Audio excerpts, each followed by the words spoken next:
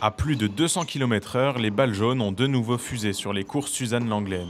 Le tournoi ITF de Saint-Dizier, comptant pour la 3e division du tennis mondial, est revenu cette année pour sa 28e édition.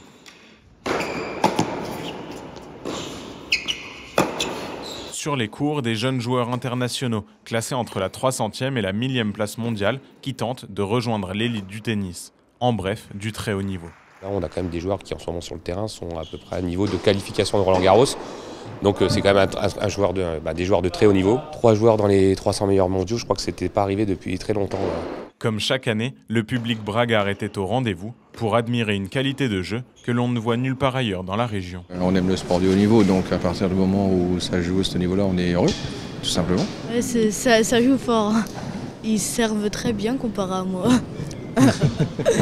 Leur coup droit, leur revers, tout est fulgurant.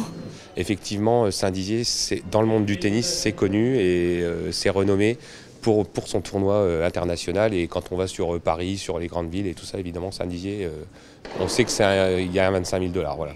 Ce tournoi est aussi une occasion idéale pour les jeunes tennisman du club, devenus ramasseurs de balles le temps du tournoi, d'approcher des joueurs qui les font rêver. On est tout de même tout près des joueurs, du coup on voit déjà la vitesse de balle, ça change de ce qu'on a l'habitude de voir. C'est impressionnant de les voir à 2-3 mètres comme ça. Oui, ils sont presque tous grands, donc ça fait bizarre. Tous les joueurs qui sont là, ils ont plutôt 22-23 ans. Nous, on a fini de les former à 17-18 ans, ils font leurs études.